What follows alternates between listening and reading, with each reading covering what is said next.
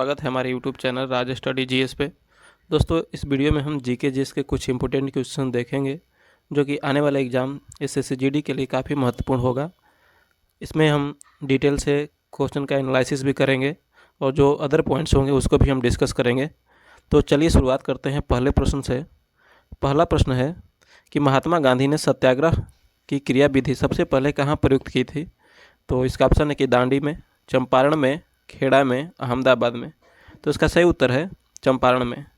महात्मा गांधी ने सत्याग्रह की क्रियाविधि सबसे पहले चंपारण सत्याग्रह से शुरू की थी, जबकि दांडी जो है नमक कानून से संबंधित है और नमक कानून की जो शुरुआत किए थे दांडी से किए थे। और खेड़ा जो है, खेड़ा विद्रोह, एक खेड़ा आंदोलन हुआ था, खेड़ा आंदोलन हुआ था 1918 में। जबकि अहमदाबाद में मिल मजदूरों का हड़ताल हुआ था, उस समय गांधी जी ने भूख हड़ताल पहली बार किए थे और ये भी घटना जो 1918 में हुआ था। तो ये भी काफ़ी इंपॉर्टेंट पॉइंट है। अहमदाबाद मिल मजदूर की घटना जो है 1918 में हुआ था, खेड़ा विद्रोह भी 1918 में हुआ था और चंपारण सत्याग्रह 1917 में हुआ था, 1917 में हुआ था। और इसी में सबसे पहले सत्याग्रह की क्रियाविधि गांधी जी ने प्रयुक्त की थी। तो नेक्स्ट देखते हैं कि महात्मा गांधी को सर्वप्रथम राष्ट्रपिता किसने कहा? तो इसका ऑप्शन है कि वल्लभ भाई पटेल, सी राजगोपालचारी, सुभाष चंद्र बोस, जे.एल. नेहरू। तो इसका सही उत्तर है सुभाष चंद्र बोस। महात्मा गांधी को सर्वप्रथम राष्ट्रपिता सुभाष चंद्र बोस ने कहा था। सुभाष चंद्र बोस जब जर्मनी से सिंगापुर आए थे तो रेडियो पर महात्मा गांधी को राष्ट्रपिता कह के संबोधित किए थे। तो राष्ट्रपिता कहने का सबसे पहले जो सर्वप्रथम जो कहे थे वो सुभाष चंद्र बोस ने कहे थे। तो ये काफ़ी इंपॉर्टेंट क्वेश्चन है कि राष्ट्रपिता की उपाधि किसने दी थी? तो सुभाष चंद्र बोस ने।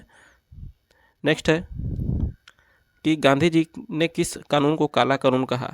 तो इसका ऑप्शन है कि रॉलेट एक्ट, मॉन्टेग्यू घोषणा, हंटर आयोग, कम्युनल अवार्ड। तो इसका सही उत्तर है रॉलेट एक्ट। रॉलेट एक्ट को गांधी जी ने काला कानून कहा था क्योंकि इस एक्ट के द्वारा किसी भी व्यक्ति को शक के आधार पर पकड़ा जा सकता था और बिना दलील, बिना वकील का इसे कानून कहा जाता था। तो गांधी जी ने किस कानून को काला कानून कहा था? तो रॉलेट एक्ट को कहा था। नेक्स्ट है कि कार्य का मात्रक क्या है? तो इसका ऑप्शन है कि जूल, न्यूटन, वाट, डाइन। तो इसका सही उत्तर है जूल। कार्य का मात्रक जो होता है जूल होता है। न्यूटन जो है बल का मात्रक होता है, और वाट जो है शक्ति का मात्रक होता है, और डाइन जो है बल का सीजीएस मात्रक होता है, सीजीएस मात्रक होता है डाइन।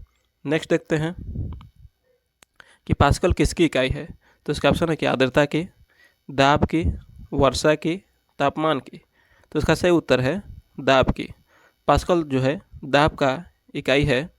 और दाब किसे कहते हैं? तो प्रति एकांक क्षेत्रफल पर लगने वाले बल को, प्रति एकांक क्षेत्रफल पर लगने वाले बल को दाब कहा जाता है। इसका फार्मूला होता है F/A। इसलिए इसका एक और मात्रक होता है न्यूटन पर मीटर स्क्वायर, जिसे हम पास्कल कहते हैं। हम इसी को पास्कल कहते हैं। तो पास्कल किसकी इकाई है? तो दाब की। आर्द्रता को मापा जाता है हाइग्रोमीटर से, आर्द्रता को हाइग्रोमीटर से मापा जाता है। वर्षा को हम रेन गेज से मापते हैं, रेन गेज से मापते हैं। और तापमान को केल्विन से हम मापते हैं। तो ये भी काफ़ी इंपॉर्टेंट पॉइंट है जो कि आपके एग्ज़ाम के लिए काफ़ी महत्वपूर्ण है। दोस्तों, यदि वीडियो अच्छी लगेगी तो लाइक करें, कमेंट करें। यदि चैनल पर नए होंगे तो सब्सक्राइब भी जरूर कर लें। देखते हैं आगे कि चुंबकीय क्षेत्र के माप की इकाई क्या है? तो इसका ऑप्शन है कि टेस्ला, एम्पियर, कैंडेला, ओम। तो इसका सही उत्तर है टेस्ला। चुंबकीय क्षेत्र की माप की इकाई जो है टेस्ला होता है।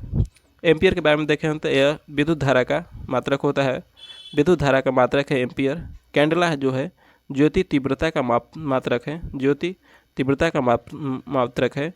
और ओम जो है प्रतिरोध का मात्रक है। तो ये काफ़ी इंपॉर्टेंट है कि टेस्ला जो है चुंबकीय क्षेत्र का मात्रक है और विद्युत धारा का मात्रक एम्पियर है, ज्योति तीव्रता का कैंडेला और प्रतिरोध का ओम होता है। नेक्स्ट देखते हैं कि ध्वनि की तीव्रता मापने की इकाई क्या है?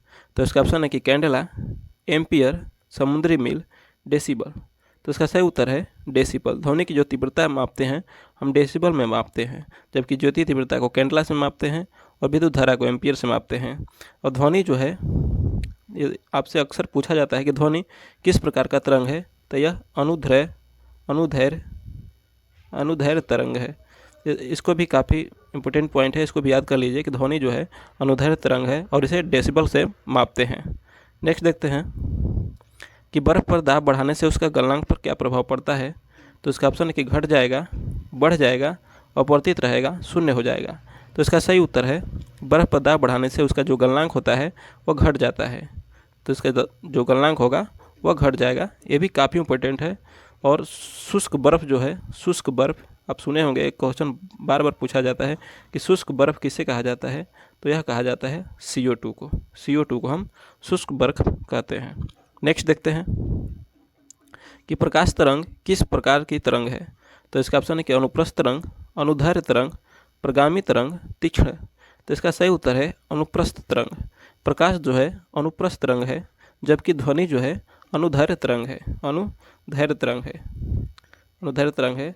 प्रकाश का यदि हम वेग देखेंगे तो 3 × 10⁸ मीटर पर सेकेंड होता है। तो ये काफ़ी इंपॉर्टेंट पॉइंट है, इसको भी याद कर लीजिए। नेक्स्ट देखते हैं कि प्रकाश का तरंग सिद्धांत किसके द्वारा प्रस्तावित किया गया था। किसके द्वारा प्रस्तावित किया गया था। तो इसका ऑप्शन है कि न्यूटन के द्वारा, हाइगेंस के द्वारा, प्लांक के द्वारा, फैराडे के द्वारा।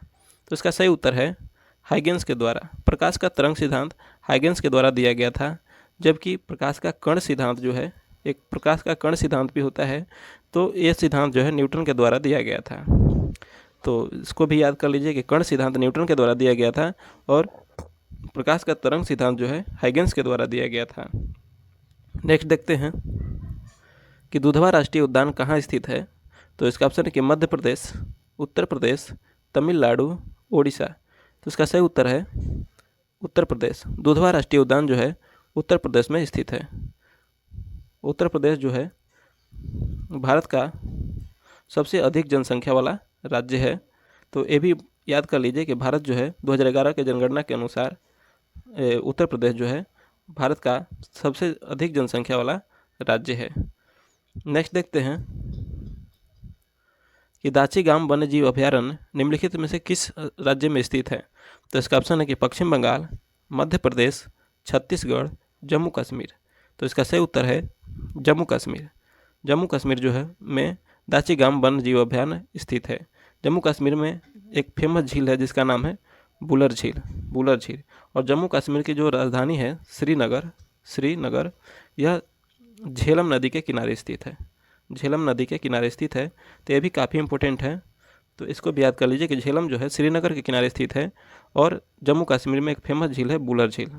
डल झील भी है जम्मू कश्मीर में। नेक्स्ट देखते हैं कि भारत में ब्रिटिश काल में निम्नलिखित में से किसके कार्यकाल में पहली बार जनगणना हुई थी। तो ये काफ़ी महत्वपूर्ण प्रश्न है, बार बार पूछा जाता है। ये देखिए, ये UPPSC RO और ARO 2024 में ही पूछा है, तो इसको याद कर लीजिए। इसका ऑप्शन है कि Lord Dufferin, Lord Lytton, Lord Mayo और इनमें से कोई नहीं। तो इसका सही उत्तर है लॉर्ड मेयो। भारत में पहली बार जो जनगणना हुई थी 1872 ईस्वी में लॉर्ड मेयो के समय हुई थी। जबकि जो दशकीय जनगणना यानी 10 वर्षों पर जो जनगणना की शुरुआत हुई थी, तो दशकीय जनगणना की शुरुआत जो है 1881 से शुरू हुई थी और उस समय जो गवर्नर जनरल था लॉर्ड रिपन था। लॉर्ड रिपन था और लॉर्ड रिपन के समय एक और घटना हुई थी कि इसके समय ही पहली बार फैक्ट्री अधिनियम आया था। 1881 में फैक्ट्री अधिनियम भी आया था। तो इसको भी याद कर लीजिए कि लॉर्ड मेयो के समय पहली बार भारत में जनगणना हुई थी 1872 में और 1871 से दशकीय जनगणना की शुरुआत हुई थी और उस समय लॉर्ड रिपन गवर्नर जनरल था और लॉर्ड रिपन के समय पहली फैक्ट्री अधिनियम आया था। नेक्स्ट देखते हैं कि 2011 की जनगणना के अनुसार विश्व की कुल जनसंख्या में भारत की भागीदारी है लगभग। तो इसका ऑप्शन है कि 14.5, 17.5, 19.5, 21.5। तो इसका सही उत्तर है 17.5। 2011 की जनगणना के अनुसार विश्व की कुल जनसंख्या में जो भारत की भागीदारी है 17.5% है। नेक्स्ट देखते हैं कि डफला तथा सिंहपो जनजाति किस प्रदेश में पाई जाती है। तो इसमें पूछा है कि डफला तथा सिंहपो किस राज्य में पाई जाती है। तो इसका ऑप्शन है कि आंध्र प्रदेश, हिमाचल प्रदेश, मध्य प्रदेश, अरुणाचल प्रदेश। तो इसका सही उत्तर है अरुणाचल प्रदेश। अरुणाचल प्रदेश में डफला तथा सिंहपो जनजाति पाई जाती है। अरुणाचल प्रदेश में एक फेमस पर्वत है जिसका नाम है नमचा बरुआ। नमचा बरुआ। नामचा बरुआ जो पर्वत है यह अरुणाचल प्रदेश में स्थित है। तो ये भी इम्पोर्टेंट है, इसको याद कर लीजिए। और अरुणाचल प्रदेश की राजधानी जो है ईटानगर है, ईटानगर है। नेक्स्ट देखते हैं कि लेप्चा तथा भूटिया जनजाति का निवास क्षेत्र कहाँ है। तो इसका ऑप्शन है कि सिक्किम, उड़ीसा, मेघालय, मिजोरम। तो इसका सही उत्तर है सिक्किम। लेप्चा तथा भूटिया जनजाति का निवास क्षेत्र सिक्किम में है। मेघालय में गारो, खासी तथा जयंतिया नामक जनजाति पाई जाती है। गारो, खासी और जयंतिया ये पर्वत भी हैं और ये जनजाति भी है, तीनों जनजाति भी है और तीनों पर्वत भी है जो मेघालय में पाई जाती है। नेक्स्ट देखते हैं कि भारत कृषि अनुसंधान परिषद के अनुसार भारत में कितने प्रकार की मिट्टियाँ पाई जाती है। तो इसका ऑप्शन है कि 4, 5, 6, 8। तो इसका सही उत्तर है 8। भारतीय कृषि अनुसंधान परिषद के अनुसार भारत में 8 प्रकार की मिट्टियाँ पाई जाती है। भारत में मिट्टी के विस्तार को देखें तो भारत में सबसे अधिक जो है जलोढ़ मिट्टी का विस्तार पाया जाता है। जलोढ़ मिट्टी का विस्तार पाया जाता है, सबसे अधिक भागों में पाया जाता है। और जलोढ़ मिट्टी का जो निर्माण होता है नदियों के द्वारा होता है। नदियों के द्वारा लाए गए मिट्टियों के द्वारा जो होता है जलोढ़ मिट्टी का निर्माण होता है। जबकि काली मिट्टी के बारे में हम बता दें कि काली मिट्टी का निर्माण जो है बेसाल्ट चट्टान से होता है, बेसाल्ट चट्टान से होता है। और काली मिट्टी को हम रेंगुर मिट्टी भी कहते हैं, रेंगुर मिट्टी भी कहते हैं। नेक्स्ट देखते हैं कि भारत की सर्वाधिक महत्वपूर्ण मिट्टी कौन सी है। तो इसका ऑप्शन है कि लाल, काली, जलोढ़, लैटेराइट। तो इसका सही उत्तर है जलोढ़। जलोढ़ मिट्टी जो है सर्वाधिक महत्वपूर्ण मिट्टी है क्योंकि इसमें उत्पादन की क्षमता अधिक होती है। इसमें फसल जो उपजता है वो ज़्यादा उपजता है। काली मिट्टी के बारे में हम देखेंगे तो कपास के फसल के लिए काफ़ी महत्वपूर्ण है, कपास के लिए काफ़ी महत्वपूर्ण है। और ये सबसे ज़्यादा जो है महाराष्ट्र राज्य में पाई जाती है काली मिट्टी, महाराष्ट्र राज्य में पाई जाती है। नेक्स्ट देखते हैं कि रेड क्लिफ रेखा भारत को किस देश से अलग करती है। तो इसका ऑप्शन है कि नेपाल, बांग्लादेश, पाकिस्तान, चीन। तो इसका सही उत्तर है पाकिस्तान। रेड क्लिफ रेखा जो है भारत और पाकिस्तान को अलग करता है और इसका निर्धारण जो है 1947 ईस्वी में किया गया था। तो भारत और पाकिस्तान के बीच जो रेखा है, सीमा रेखा है, उसको हम रेड क्लिफ रेखा कहते हैं। नेक्स्ट देखते हैं कि भारत और चीन के बीच सीमा रेखा को क्या कहा जाता है। तो इसका ऑप्शन है कि मैकमोहन रेखा, रेड क्लिफ रेखा, इंदिरा पॉइंट, डुरंड रेखा। तो इसका सही उत्तर हो जाएगा मैकमोहन रेखा। मैकमोहन रेखा भारत और चीन के बीच सीमा का निर्धारण करती है और इसका जो निर्धारण हुआ था मैकमोहन रेखा का 1914 ईस्वी में हुआ था। रेड क्लिफ रेखा पाकिस्तान के साथ सीमा बनाती है, पाकिस्तान के साथ सीमा रेखा जो है उसको रेड क्लिफ रेखा कहते हैं। इंदिरा पॉइंट जो है भारत का सबसे दक्षिणतम बिंदु है, भारत का सबसे दक्षिणतम बिंदु इंदिरा पॉइंट है जो कि पिग्मिलियन पॉइंट के नाम से भी जाना जाता है। डुरंड रेखा जो है भारत और अफगानिस्तान के बीच स्थित है, भारत और अफगानिस्तान के बीच जो स्थित है उसे डुरंड रेखा कहा जाता है। नेक्स्ट देखते हैं कि लोकसभा सदस्य बनने के लिए योग्यता नहीं है। तो इसमें पूछा है कि योग्यता कौन सा नहीं है। तो इसमें ऑप्शन दिया कि भारत का नागरिक हो, सही है। उम्र 30 वर्ष से कम न हो, ये गलत है। पागल या दिवालिया न हो, सही है। सरकारी लाभ के पद पर न हो, तो ये जो है यानी इसका आंसर जो होगा ये 30 वर्ष से कम नहीं होना चाहिए। उसका उम्र जो है ये गलत है। इसका जो लोकसभा के लिए मिनिमम उम्र जो होता है 25 साल होना चाहिए, 25 साल होना चाहिए।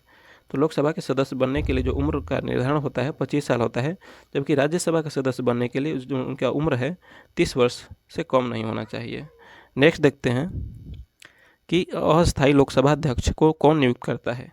तो इसका ऑप्शन है कि राष्ट्रपति, उपराष्ट्रपति, निवर्तमान लोकसभा अध्यक्ष, निर्वाचन आयोग। तो इसका सही उत्तर है राष्ट्रपति। अस्थायी लोकसभा अध्यक्ष यानी प्रोटेम स्पीकर का जो नियुक्ति करता है राष्ट्रपति के द्वारा किया जाता है। वर्तमान में 2024 का लोकसभा चुनाव था, उसमें जो प्रोटेम स्पीकर का जो चुना हुआ था उसमें भर्तृहरि महताब को चुना गया था राष्ट्रपति के द्वारा। नेक्स्ट देखते हैं कि नीति आयोग का अध्यक्ष की नियुक्ति राष्ट्रपति करता है या किस अनुच्छेद में वर्णित है। तो इसका ऑप्शन है कि अनुच्छेद 61, अनुच्छेद 70, अनुच्छेद 75, अनुच्छेद 85। तो इसका सही उत्तर है अनुच्छेद 75। प्रधानमंत्री की नियुक्ति राष्ट्रपति करता है, या जो बातें हैं वर्णित है अनुच्छेद 75 में। तो प्रधानमंत्री की नियुक्ति राष्ट्रपति के द्वारा किया जाता है। इसको एक याद कर लिए अलग से, अगर प्रश्न आ जाए कि प्रधानमंत्री की नियुक्ति कौन करता है तो राष्ट्रपति के द्वारा किया जाता है और यह एक अनुच्छेद 75 में वर्णित है। नेक्स्ट देखते हैं कि उच्चतम न्यायालय के न्यायाधीशों की संख्या में वृद्धि करने की शक्ति किसके पास है। तो इसका ऑप्शन है कि प्रधानमंत्री, राष्ट्रपति, संसद, विधि मंत्रालय। तो इसका सही उत्तर है संसद। संसद के पास उच्चतम न्यायालय के न्यायाधीशों की संख्या में वृद्धि करने का अधिकार है। वर्तमान में सुप्रीम कोर्ट जो है उसमें 33+1 न्यायाधीश हैं, यानी 33 अन्य न्यायाधीश और एक मुख्य न्यायाधीश, यानी टोटल 34 न्यायाधीश सुप्रीम कोर्ट में वर्तमान में हैं। और इनको संख्या में वृद्धि करने का जो शक्ति है संसद के पास होता है। नेक्स्ट देखते हैं कि मुख्यमंत्री की नियुक्ति किसके द्वारा की जाती है। तो इसका ऑप्शन है कि राष्ट्रपति, प्रधानमंत्री, राज्यपाल, विधानसभा अध्यक्ष।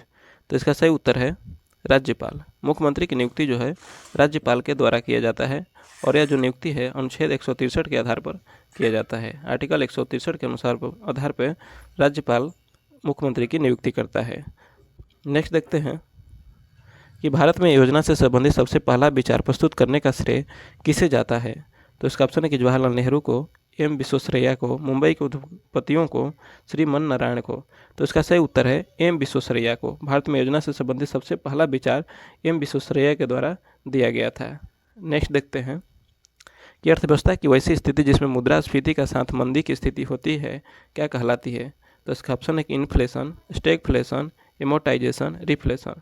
तो इसका सही उत्तर है स्टैगफ्लेशन। अर्थव्यवस्था के साथ यदि मंदी भी हो तो उसे स्टैगफ्लेशन कहते हैं।